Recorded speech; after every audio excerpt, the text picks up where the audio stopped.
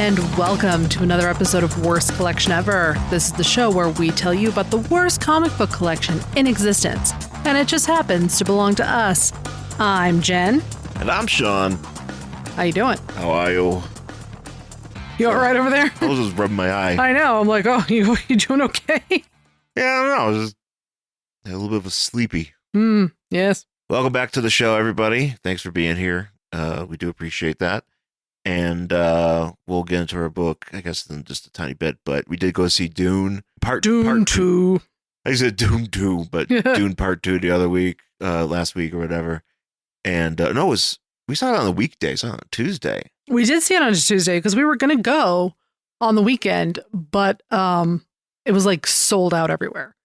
Yeah. And which is awesome, actually. It was totally awesome, but I didn't really feel like sitting at the very, very front of the theater. No. So we went on Tuesday, and it was good. It was enjoyable.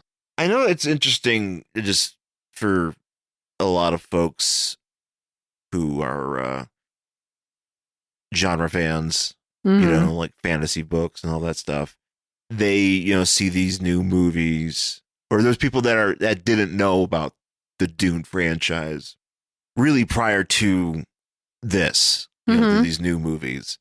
I think it's just interesting to see the reactions based on that, how people kind of like look at it in terms of like, oh, this is just a completely cromulent fantasy movie that, I enjoy. But then you have people who either read the books or saw the 1984 movie, or just have kind of been entrenched in that culture longer and maybe have a bit more of a different outlook, right, as to what these movies move to them. But I will say that from my perspective, having seen all of the movies, with the exception of the sci-fi series remake they did, but having seen all those movies, I have to say I liked it. I've liked them. I've liked them all. I didn't know, like, I think like for 1984 Dune, I knew it was weird. Yeah. And I really enjoy it being as weird as it is, and being kind of, I don't know. I think it's okay to follow. Like, it doesn't, there's like, stuff that's jumping around, obviously, because they're trying to fit in like a shit ton of things in this one movie, the 1984 movie, and they do, but it's not, it doesn't really, cover enough bases to make sense. But for on a basic level, but I do like it. And the new Denis Villeneuve movies, they're just, they're for modern audiences, and they feel right. Yeah. And he's a pretty good director. I think he did Arrival. Like, I thought that was an interesting movie. It wasn't great, but it was interesting. And so I dug it. So yeah. I'm glad, and I'm glad it's making a lot of money, and I'm glad a lot of people are adapting it into their culture, of things that, like, when you got kids who are like 16, 17, and they're going to see this movie, and they got the, you got the young stars in there. It's like, it's for them, and it's something that hopefully will allow some folks, that, these other folks to create something on their own that's inspired by this. Yeah, no, I really enjoyed it. I thought it was cool. I mean, it's just like a fully realized world. Like, we saw the first Dune. I'm not a huge Dune head. I've never read the books, none of that sort of stuff.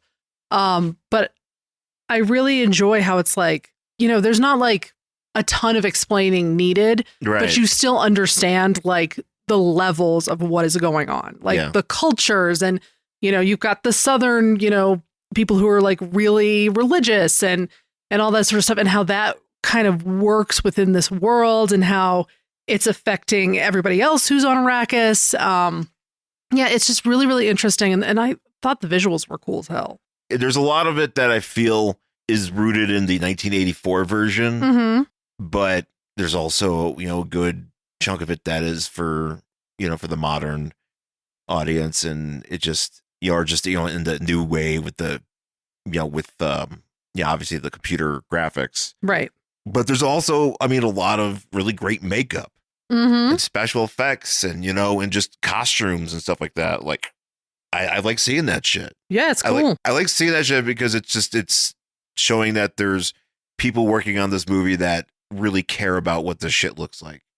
You know, and then it looks like it's supposed to be. Yeah. And and just something I think you brought up that I thought was interesting, like it's a fully realized world. There's, even though there are things that they do try, obviously try to lead you through. Yeah. There's not a ton of hand-holding, even in that first movie. Oh, yeah. And I appreciate that. No, I do too, because it's like one of those things where you're actually trusting your audience, which is kind of nice, especially because now it's always like, audiences are stupid. Let's make sure we like literally explain every last thing. And it's like, no, just trust your audience to be like, okay, I get it. I know where we are. Yeah. Yeah. And I think that I'm along for this ride. Yeah. And I think it takes, especially like in today's, world of cinema, I think that takes a lot of confidence. Yeah. Oh, yeah. Confidence. Yeah. Especially, in your filmmaker, but also in the people, the producers and everybody that's making these movies.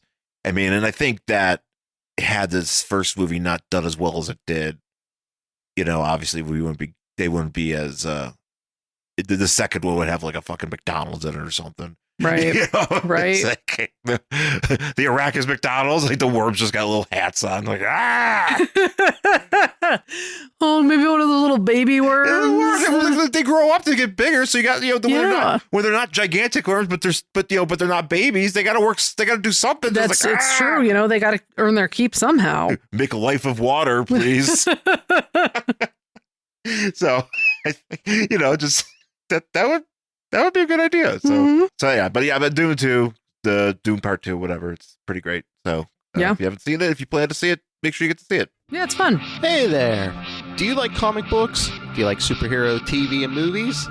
Well, come on over and check out the Capes and Lunatics podcast. We have such shows as Capes and Lunatics and Super Connectivity, where we cover everything new and current and popular in the world of superheroes. And we also have episode-by-episode reviews of the Marvel Netflix shows and a monthly discussion of everything current on the DC Comics character Nightwing, and a few other surprises all the time. So come join us for the Capes and Lunatics podcast. So, what are we reading this week? Oh, yeah. I was just going to ask you. Oh. Say, do you want to get into the book? Yes, I think we do. And I think we do. So, this book for the week is going to be Marvel Team Up number 124 from December 1982. And this is going to start a run for us. It's going to be 3 books. Yeah. So we're going to be doing 125 and 126.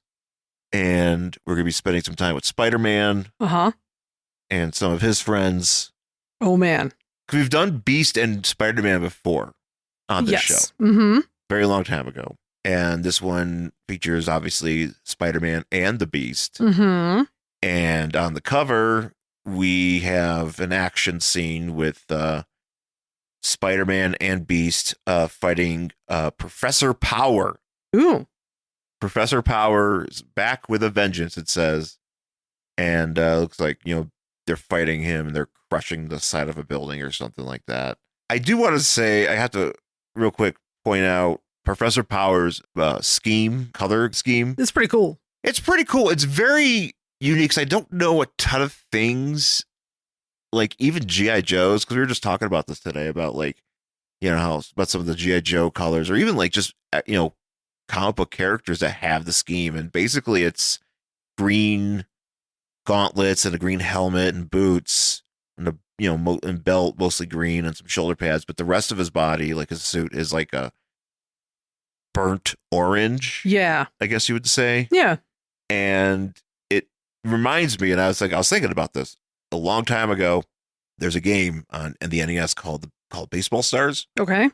And in that game, you can do a lot of customization. It's actually a very good game, and the amount of customization you're able to do on an NES game that came out, I believe it was like 1990 or even before that, is pretty remarkable. Mm-hmm. And one of the things you could do is they might have like preset teams or preset colors you could change to. And I remember a long time ago when me and Brian, we're brothers, maybe Mark, I don't know. I just remember we were playing around with this game and we used a team that had these colors. And if I recall, I think we called them the Fardos. Fartos? The Fartos. I think it was Fartoes. The Fartos. The Fartos. So I don't, yeah. So yeah, the Fartos.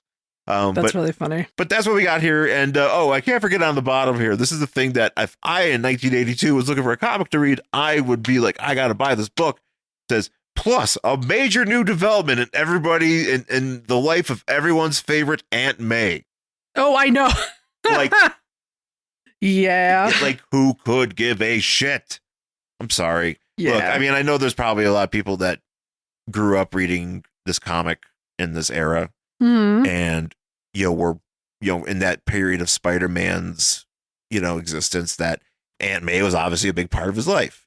I always was like, I don't care. Like, I just want Spider-Man. I just want him screwing around with Mary Jane, taking pictures, trying to figure that shit out, and occasionally going to see his Aunt May, but not like, this woman. The woman was dust in 1982, and she continued to be she was pretty much a mummy from like the very beginning. Yeah. So anyways, so we're starting off with this book here. I didn't take any notes because we were just kind of reading this and just kind of going through it. So we'll just kind of do that. But I think this is, I don't know. I thought this was pretty easy read. Yeah, definitely. I do want to say about the cover. Yes. Though. So we have, what's his name? Professor Power or whatever. He is like punching Beast through a building, and Beast really looks like either he's a Yes. broken action figure and his leg has been ripped completely off, or he has AI leg. Yeah, where it's just like, we don't know how to render this leg, so just put it over here. The way that he's drawn, like he's being knocked backwards, but like he's being knocked so far back that it's like, it's also like his right leg is kind of in a mangled way. Yeah. It doesn't really look great. No. Yeah, but anyway, so the book is the story. Well, I'll just say the story here because I get frustrated sometimes when you're trying to go read what's the title of the story, but you have to go like 30 pages in to find it. Yes. I mean, it's just on the next page, but nonetheless. The Ties That Bind, script by J.M. DeMatteis. Our buddy. We've read some stuff of his before. Oh, yeah, no, I mean, obviously very, very, very well regarded. Oh, yeah. Then you have Carrie Gamble doing the breakdowns and Mike Esposito doing the inks. I don't know enough. I thought, what are the breakdowns? I don't know exactly what that means. I can't. Is he just the artist? Like, I know the inks are the inker. Yeah, I don't know what the breakdown is. Letterers, colors, editor, whatever. Yeah, I don't know what that means. Couldn't tell you. But it was start off, and we're in the Virginia mountains. There's a castle, a medieval castle in the Virginia mountains that apparently wasn't there. Yeah, like 24 hours ago. 24 hours ago. So I do have a really good question. So did it like questions too. Teleport there? I don't know. But it never really explains. Well, here's the thing. So I did a little, because I've heard of Professor Power. Uh-huh. Previously. And I did a little just looking him up just to see what his deal was. And it's kind of explained in this book, but this castle and these Roman centurions that are standing outside the adamantium door. Yeah, where did they come from? Where do they come from? And why are they there? Why can't you just have like a regular like ass a dude? bunker? Yeah, like just like a dude. Why do they have to be Roman centurions? Like, did you go back in time and get these dudes? Was it like a Bill and Ted's thing? It could have been. It's like so great. Either that, or you're just dressing up your staff in Roman clothes. Oh man, could you just imagine? Like, you'd have to have a lot of money to be like that crazy. Yeah, because they'd just be like, yeah, I'm not gonna just do this for any dude. If you capture like real Romans, like they probably be like, what the fuck? What are we doing here? Stab with these, with our spears and trying to get the hell out. Now you got 19 early Romans running around in the Virginia mountains. There's also like something here where at the very beginning when we're like getting into the mountains, and it's just like, look at the, like, you could basically see the hillbilly families like crawling up the mountains. Shadows of feuding hillbilly families creeping up the rocky inclines. I'm like, come on now. Are we trying to introduce maybe hillbillies v Romans? Perhaps. Is that was that the intent where it's like, J.M. DeMatteis is like, look, I just want to give this people a taste, but I don't know if we're gonna follow through with it, but we'll see if people we'll see what people write. You know, Yeah. if people write in and say, hey, you gotta kind of promise Hillbillies v. Romans. And, you know, now you're not because we got to put that in the next issue. You know, I know. I'm saying Spider-Man goes to goes on a hike and he's like, oh shit, Hillbillies v. Romans. I better get my web cartridges. I better do something. But now we're inside of this lab apparently, and now you got scientists doing science with a bunch of machines, doing some real freaky science. Well, basically, so here's the deal. Like Professor Power. So I'll go ahead and do my best to kind of explain, because we kind of explained it here. Yes. Professor Power was like a presidential advisor of some sort, tactical stuff like war, but I don't know, politics, whatever. And his son was in a war, and he came back, and he suffered from shell shock, right? So Professor Power. Because Professor Power, I think it's Anthony Power, and his son is Matthew Power. Yes, I think that's right. This is a real name. Like, it's not just a nickname. Like they have, it's like Max Power, right? Like real name. The power you'd love to touch. Sorry. Yeah. So Max Power. He. Not even a laugh for that, really. What was that from something? It's from The Simpsons. I know Max Powers from The Simpsons. I didn't know you did a thing with your hands. Yeah, I'm singing the song because that's what Homer starts doing. He's like, Max Power, the power you'd love to touch. Like, I don't remember that part. Yeah. Oh, okay. Nothing, huh? I didn't. I just thought you were just riffing. You just thought I was randomly singing a song. Well, I do that sometimes. You do. You also had your hands out. I was kind of like, because he does the thing with his hand. He's like doing a thing. Oh, I just remember Max Power. I just remember the name. Yeah. And I remember that's what Hank Scorpio was really impressed with. Yeah. Hey, Homer, could you kill a few henchmen on the way out? That would really help me out. So his son is at shell shock. And he got Professor Xavier to come in and try to like go inside his son's mind and help massage it. Yeah. Or help him like come out of this. He basically got wand. Yeah. He got one. Well, he has body parts. He has body parts, but like his mind is totally gone. It's like a reverse Metallica's one. So he has all the stuff. Give me arms, give me legs. So his mind is totally gone, and like Xavier couldn't really help him. Well, Xavier couldn't help him, and I guess Professor Power got real freaked out about it. And so he hired his own guy, the X-Men villain Mentallo. Why? Okay, sorry. So because you could see this guy, there's a floating head. I know, but like, why would you go to Metallo? Well, because he's an impulsive guy. This Professor Anthony Power. So his son they're basically like these two psychics fighting in this kid's head. Yeah, and they somehow messed up his mind so much that basically really turned him into a vegetable. Yeah, and this kind of now puts Professor Power in the idea that he wants to get vengeance on Xavier and the X-Men. Yeah. So from what I understand, what I can gather is that I don't know if this was always the thing or if this is I think this might be the debut of this armor, because he was like, well, I'm gonna put my son in this cool armor. And then since I'm older, I'm going to transfer my mind into my young son's body. Yeah, this is kind of really like, it's one of those like, because my son, he can no longer fulfill all the dreams I had for him, which is kind of like, even if he hadn't like gone crazy, you don't know he was going to do what you wanted anyway. It's not whatever. And he's like, so now I'm just going to like steal this young body of his and shove my mind in it. So I'm going to like reverse Poor Things. Because like in Poor Things, there's a baby brain implanted in Emma Stone's body. And so it's like reverse Poor Things with no fucking. Good. I mean, look, I haven't seen Poor Things yet. Kind of weirds me out a little bit. I'm not here for it. I might get to it eventually, but I'm glad we didn't go this route in this book. This Marvel book. Yeah, me too.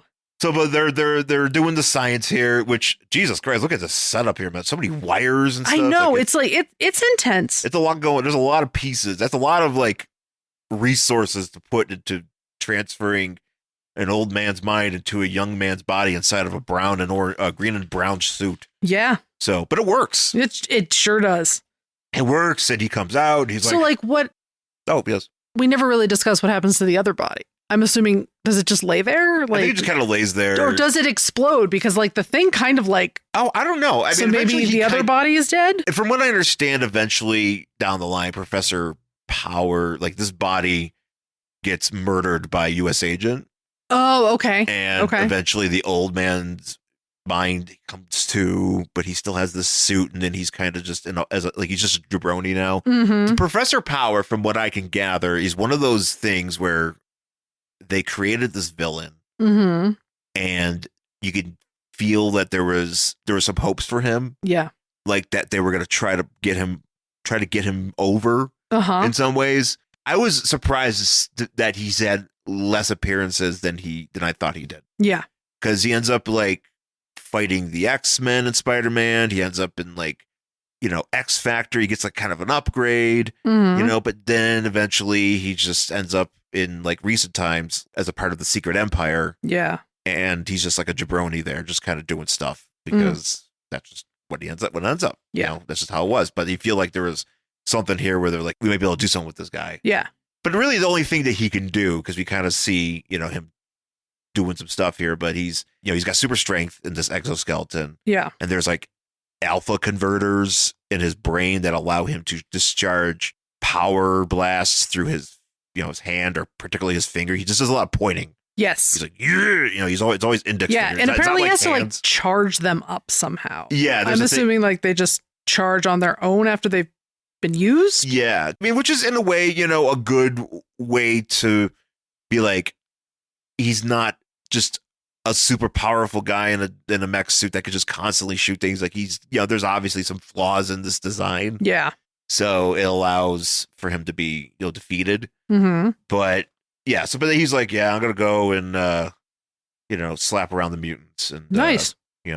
Let's go. Yeah, you got to do something. So we jump to JFK Airport, and Beast is being super extra, just jumping around this airport. Which I love. I love Hank. I love Beast. But I do too. And this is kind of what I had like a question, because my main exposure to Beast has always been the X-Men cartoon. Yeah. Right? Are you confused by his clothes?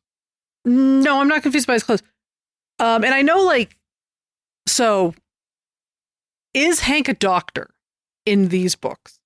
Or does that happen later? He was a doctor. He's still a doctor. I think he's still kind of a doctor, yeah. Okay. Kind of a doctor. Well, because the reason why he's blue. No, I know why it's blue. That's not the thing. It's like because he's so like jovial and like over the top and excited in these books, as when you see him in the animated series, he's a little bit more subdued and just kind of fascinated by stuff and always like reading and like, you know what I mean? Yeah. You see that's the kind of the difference. I think they probably toned it. They toned it down in the animated series. Well, but I also don't know like how he changes from here until the 90s. Well, I think he's always kind of been this way. Yeah. Up until like the later, like the 2000s, where like the Dark Beast kind of gets introduced. And Dark Beast? Oh yeah, that's like it's the Age of Apocalypse stuff. Like it's stuff that like I don't really know much about. And I just kind of know he's just a cool dude. He's just a cool dude. Yeah. He's into science fiction. He probably loves Dune. He was there. He was there. Opening night. He was there. He had his hands in both two worm things full of popcorn at the same time.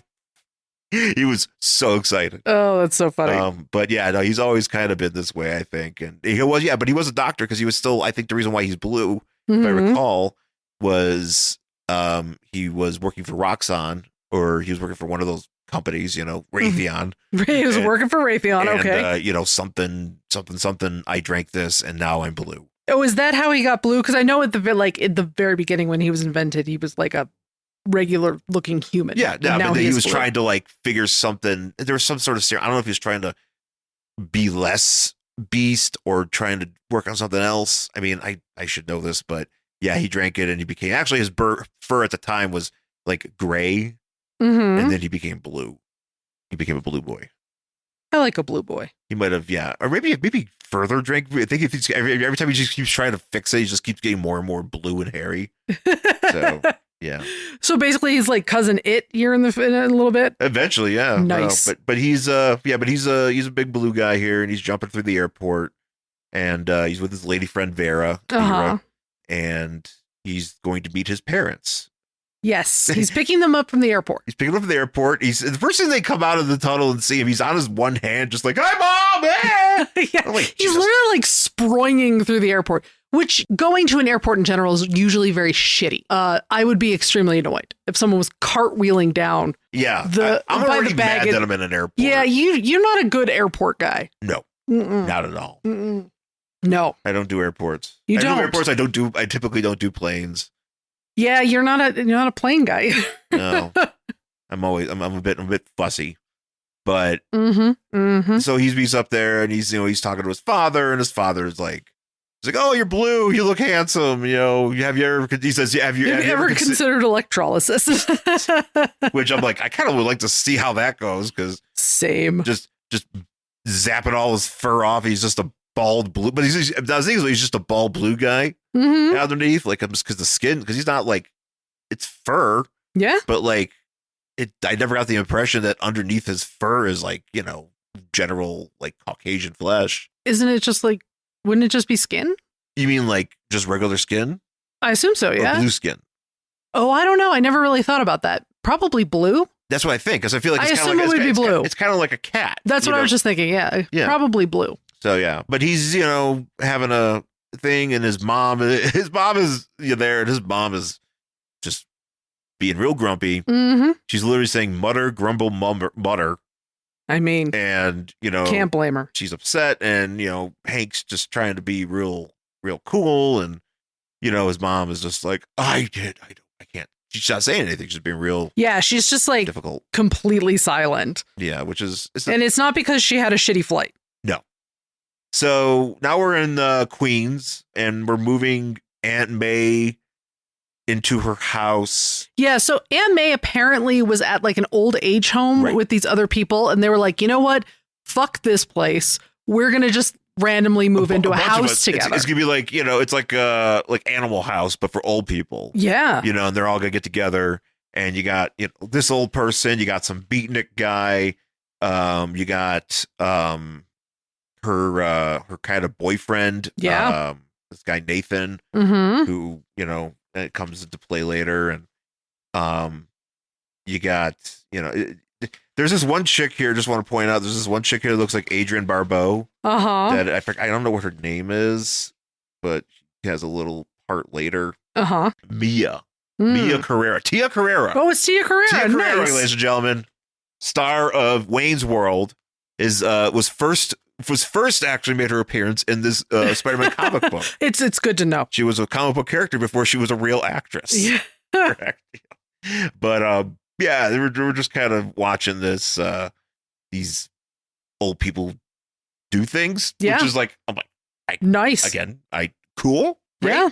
They're looking at Peter's baby pictures, and I don't think I told you. So I was thinking at the end, because how in the Madam Web, we haven't seen Madam Web yet, but I've obviously heard enough about it. But at the end of Madam Web, or sometime in Madam Web, you meet Peter's. There's a baby shower. There's a baby because Peter Parker is being born apparently in this movie, but like we can't actually say his name. So here's my thing, is that what they should do is at the end they have like, a scene at like a scene at the like after the credits, and it's the birth of Peter Parker, right? And it just goes black. You just hear, what, Mr. Stark? Oh God, no. And it's over. It's like, oh no, Mr. Stark, I want to be a Spider-Man. No, Mr. Stark.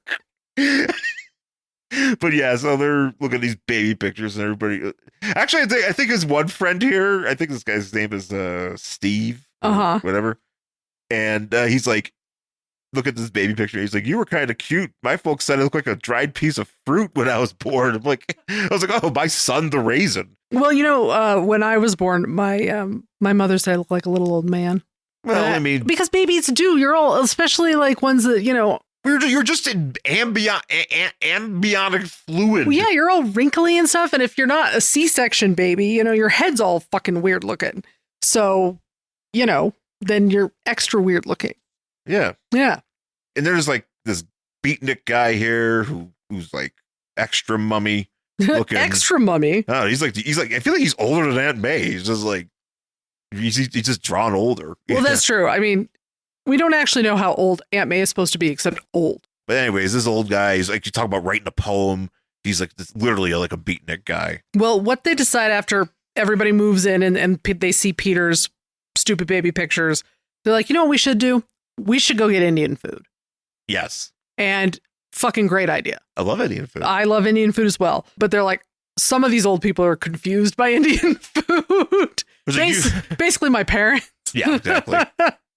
Yeah, I'm sure there's some confusion about what they're getting into. Yeah, so they have to like drive somewhere. So anyway, they get in. Well, here he says that it's near this restaurant is near Rockefeller Center, and then we jump to this restaurant. They're in Queens, right? Why are they driving? They're in Forest Hills, Queens. They're driving into Rockefeller Center. Why? And somehow, I'm sure you could take the subway. But here's the thing: you keep that in mind. It's at Rockefeller Center, right? Yep. Very much big buildings, big tree, whatever, there's a lot. It's a very populated space. But it's also very city looking. Oh, 100%. Yes. They show this building. It looks like Casa Bonita. Oh, it absolutely does look like Casa Bonita. The flavors of Bombay. And I'm like, get the fuck out of here. That building is not in the middle of New York City. It's especially not near Rockefeller Plaza. Not a chance. No, absolutely not. And just as an FYI for people who are new here, Casa Bonita is an actual restaurant. I know you may have heard about it on South Park. It's literally real. Yeah. And it has been in Denver for decades. Yes, it has. Anyway. Yeah. But yeah, this is basically like, there might as well be like people jumping off of fucking elephants into a pool of water.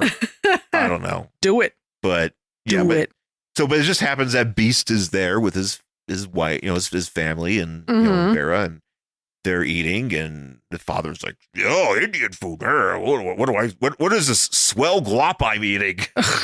This is some swell glop." Good Lord. Mother's like, "I wish we had more American food." It's like the first thing she says. Yeah. And then Beast is like, "So like, what's your problem?" And he goes to like maybe reach for her or whatever, and she's like, "Don't touch me, you freak!" Oh, God. She is wilded out. Everybody's like, "What the hell's wrong with you? What's going on?" Yeah, and then Hank's like, "What?" And then she's like, "Oh, I didn't want to have a freak child or whatever," and she like storms out of the restaurant. And then the father is like, he's like, "Look, she's just upset because I was exposed to radiation." His father was exposed to radiation. They had a mutant child. Yeah. And she wanted to have as much of a normal life as possible.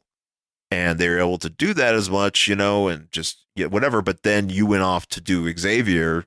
You hang out with Xavier, and that really, hurt her because, she didn't want you to have to be a part of the fucking X-Men. Just wanted you to go to school and maybe get a good job. Right. Or just live a normal life. I think he actually says a CPA. So she was really hoping that he would be an accountant. Yeah. I'm like, but he became like a PhD scientist. That's like super exciting. That's pretty good.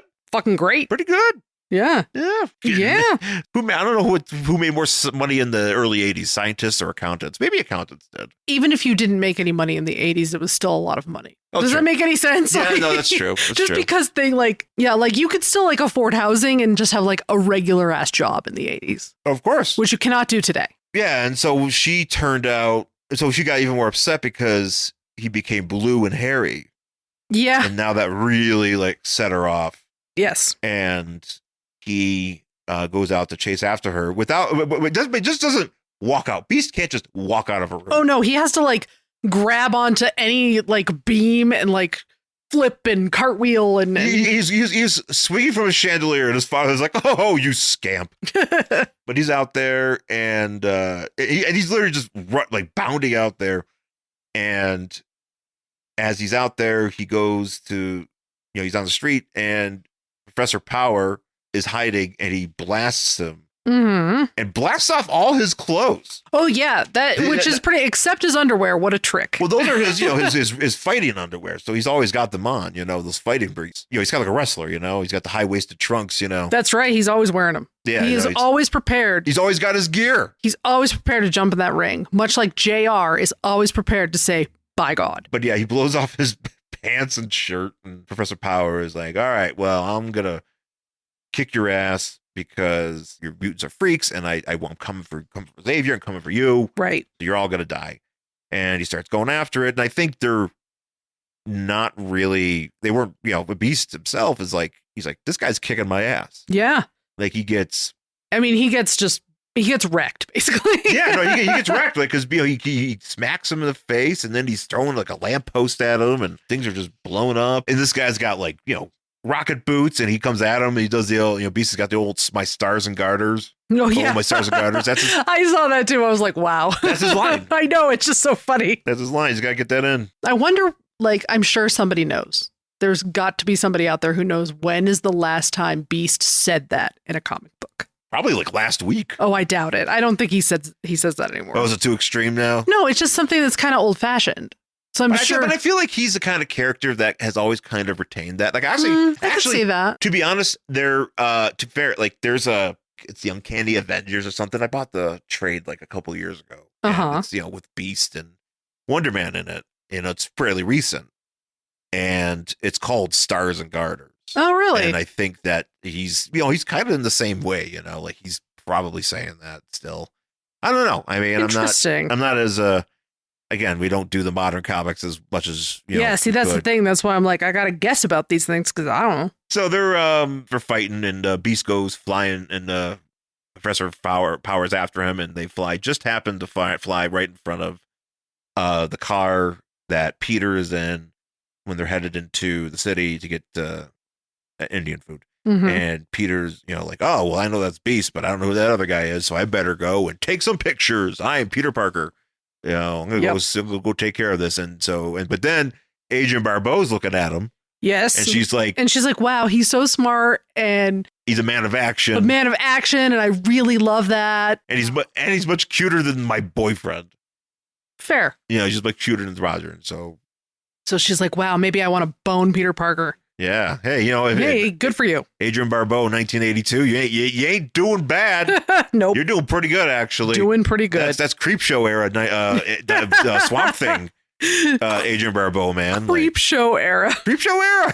We just watched Creepshow. We sure did, yes. She's awesome. She's walking around. She's like, that girl's probably got a glass full of booze and milk right now. That is so fun. The giant glass of milk that apparently is supposed to have booze in it. If you've never seen Creepshow, the 1982 Romero movie.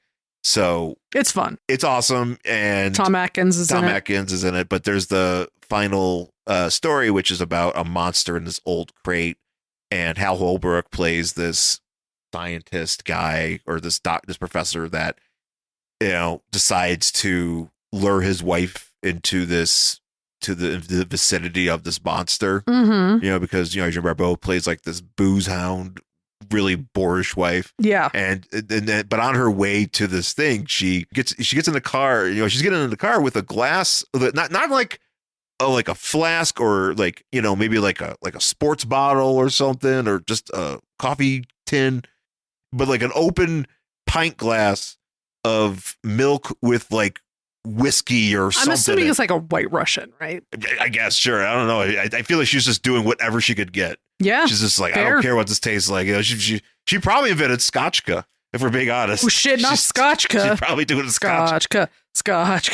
She introduced Uncle Bill to the schnapps and Sprite. Oh God, no. From American Movie. Oh, that poor man. Speaking of old, I'm surprised he didn't drop dead right then. The second but that was his idea. Apparently he drank it all the time. I know, that was his thing. That was his gimmick. Minty Sprite. So gross. I think they serve that now. I think you can buy that. I think that's a thing you can get.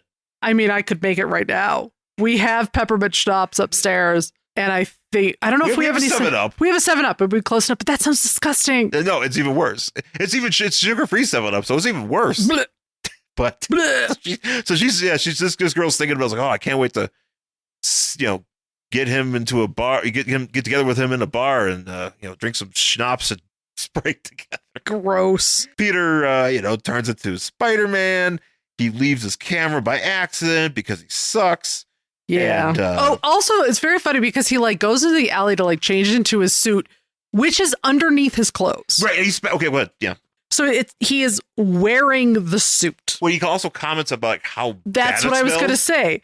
he's like wearing like a dress shirt and like khakis, but underneath it, he has his suit on. And as soon as he takes off his button up shirt, he's like, ugh, I smell. And I'm like, you smelled before that. I'm sure you did. Like if you're wearing like a nasty ass sweat covered suit under your regular clothes, whatever it's made of, like lycra or whatever. You smell disgusting. He smells like a locker room. He smells like feet. Smells like feet and ass. Oh no, not feet and ass. How his friends don't notice? That's what I mean. You know what it is that he's hanging around these old people. That's why he hangs around old people so much, because they smell musty. They don't know that. But his friends do. They were just sitting in the car, and then But there's old people in there. But Adrienne Barbeau was sitting right next to him, but didn't notice that he reeks. He smells like a fucking foot. I don't know. Gross. Maybe she has no sense of smell. But maybe I don't know. Maybe she does. She's like, I need a musty man. Oh no, not a musty man. Musty man. God, no. Get ready for Marvel's newest hero, Musty Man. Ugh. Dude, just take a shower. Just wash your shit. It's cool.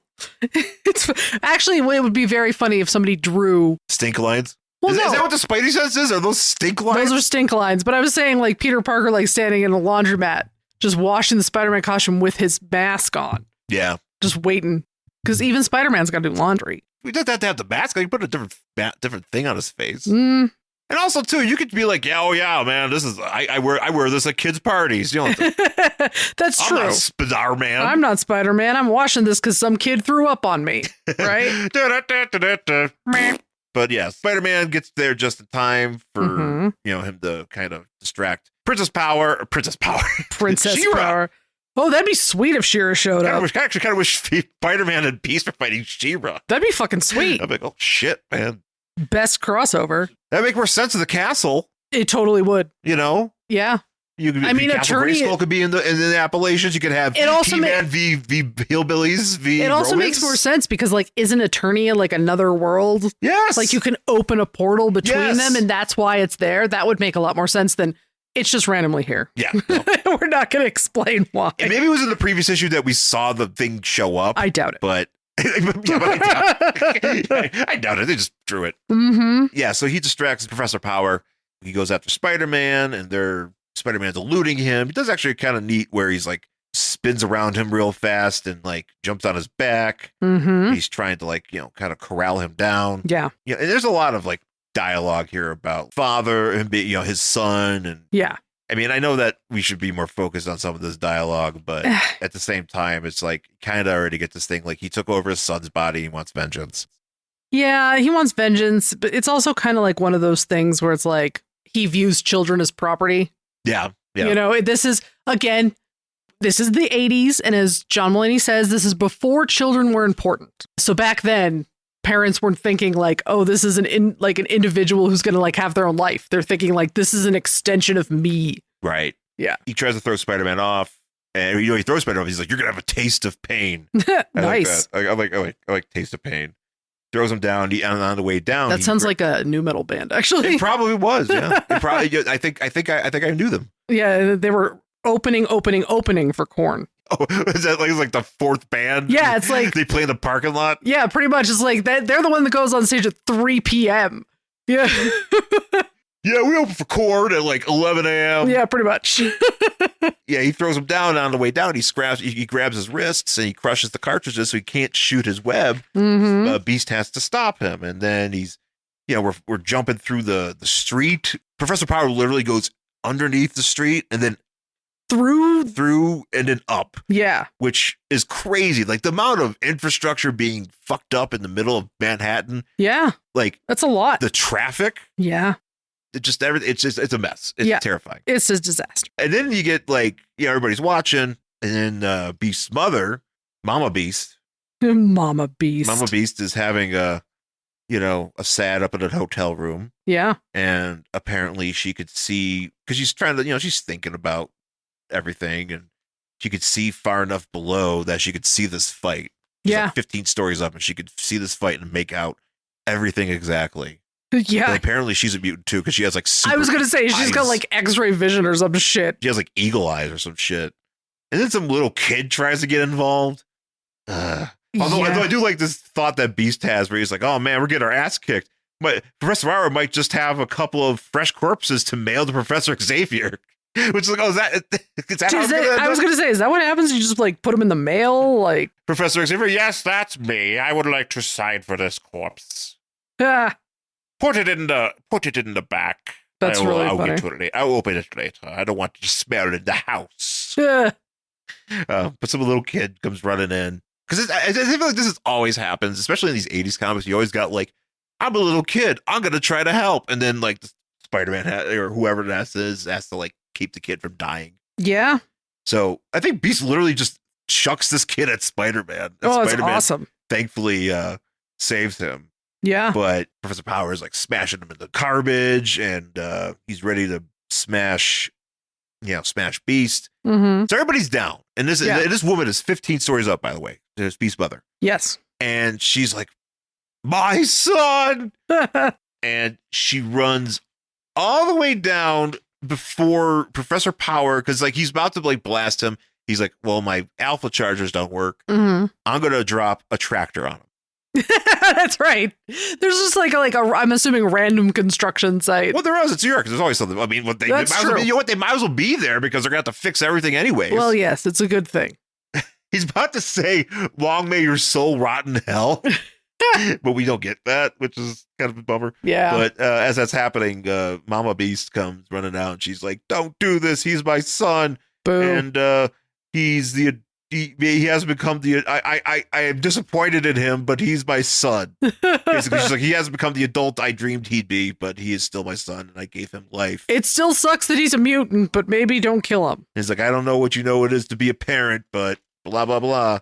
Oh, real quick, I just want to point out before we go ahead, I'm reading the bullpen bulletins. Mm-hmm. And so obviously Stan Lee and blah, blah, blah, and Jim Shooter have things to say, but Spider-Woman 47, remember Marvel staffer Ann Nocenti's writing debut in Bizarre Adventures number 32? No. Well, we and you liked it so much, and we're giving her a crack at her own series. This is where it starts. This is where it picks up. It gets worse. I mean, and your nemesis.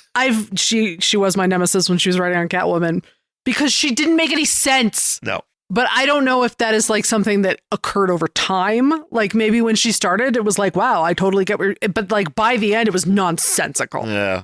Maybe she didn't like comics as much then. She was like really into it back in 1982. And either that or, And it was a 2010?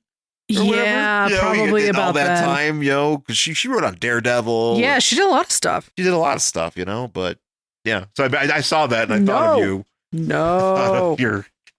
Your battles. But she distracts, Mama Beast distracts Professor Power enough that Spider-Man's able to web him and grab him down, and the tractor falls on him, or it's like a, what is it? I'm gonna say it's not a tractor, but it's a construction. It's thing. It's a big old construction machine. It's a crane. Yeah, crane. There's a name for a crane. Falls on top of him, and Mama Beast is talking to her son, and as that's happening, it is kind of funny though, because like Spider-Man pulls him back, and the tractor machine thing falls. Really should have gone forward, just because of like momentum wise. Probably should have fallen on Beast anyway. Well, it wasn't overhit. Like he had No, because he's holding it like this, right? And he's gonna throw it. But if Spider-Man pulls him backwards, he goes like this. I don't know about that. Yes, momentum wise, you no, fold. because he's pulling Professor Power back. And yes, but he's flattening it out, so it's just. No, he's gonna fold if he hits him like around the waist. You're gonna if somebody pulls you like that, your front goes forward. Okay. Oh, that's what I'm saying. He's got the upper back there. I see. Oh, yeah, B should be dead. Exactly, B should be dead. All right, and so should his mom. All right. That should be a McCoy pancake right there. McCoy pancake. That'd be like if there was like what's the Book of the Dead comes out. It's like Hank, Beast is actually be like he turned into a McCoy pancake. Him and his mom. R.I.P. R.I.P. So, but that didn't happen. They're reconciling. Professor Power blasts out of the wreckage, and he's like, "Lady, you kind of got to be there, but." I'm still mad, but I'm going to go away. Yep. Peace. And out.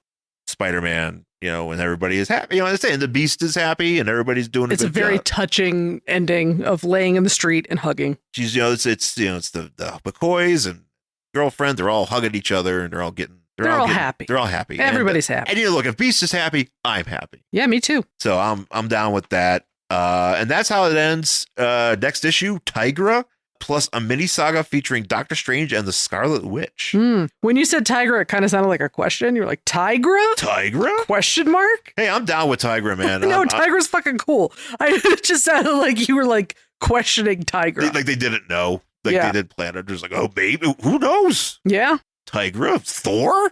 Mm-hmm. But that is Marvel Team Up number 124, December 1982. We will be reading the next issue of this, issue 125. Do we have like a thing? I forgot what was the thing that we did. We were talking about if we were looking forward to the next issue. Well, I mean, I am. I'm excited. Like Tigra, I don't know if there's really. Well, that's not true because I was going to say I don't know if there's really any hints to what's coming, but they mentioned Tigra and then they mentioned something with Scarlet Witch and Vision. Yeah. No, Doctor Strange. Oh, Doctor Strange. Sorry. Yeah, I'm excited to see what both of those two things are. So. Yeah, me too. So we'll be getting to that next week, and I guess that's going to wrap it up. So. I do want to say just one thing before we go.